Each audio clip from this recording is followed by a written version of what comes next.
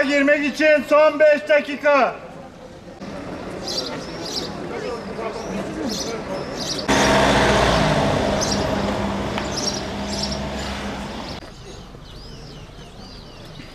Sınava girişler için son 2 dakika.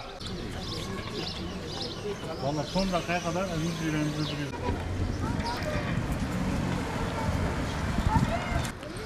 Bugün sınavımız olacak, üniversite sınavımız. Onun için geldik hepimiz. İnşallah herkes için hayırlısı olur. İnşallah herkes iyi bir yerlere gelir. Bu süreç içinde pek fazla çalışamaz zaten bütün öğrenci arkadaşlarım da. Ben de.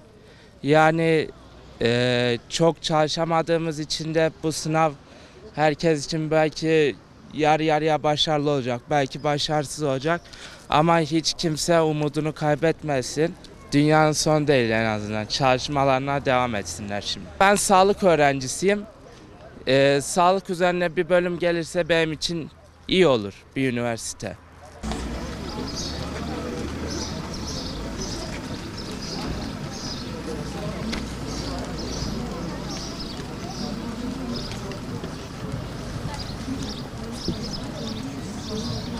Depremden dolayı ben zaten dershaneden de oldum yani. Dershaneden de ayrılmak zorunda kaldım. Dershanemiz yıkıldı. Ya çalışmalarımız aksadı. Ya bundan dolayı belki bir mezun düşünüyorum gibi.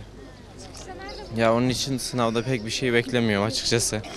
Ya ama yine çalışacağız. Bakalım deneyeceğiz şimdi artık ne kadar olursa. Ya hedefim özellikle sağlık düşünüyorum yani böyle ama tam bir karar veremedim daha.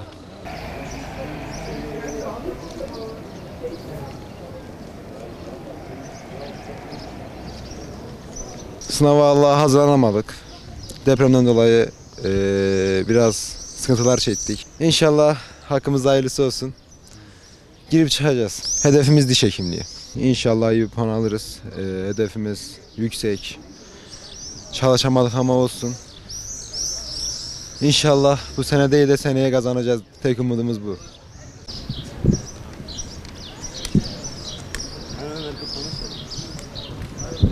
Depremde bayağı etkilendik. Depremden sonra gerçekten derslerimiz falan çok aksadı. Depreme kadar çalıştık ama depremden sonra gerçekten çok etkilendiğimiz için bayağı bir aksaklık oldu. O yüzden çalışamadık şu anda ama çalıştığımız kadarıyla.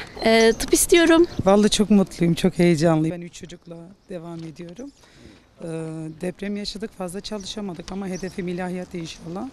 Bakalım hakkımızda hayırlısı inşallah. Teşekkür ederim. Herkese başarılar diliyorum. İlk defa giriyorum, evet. Kapıyı kapatalım.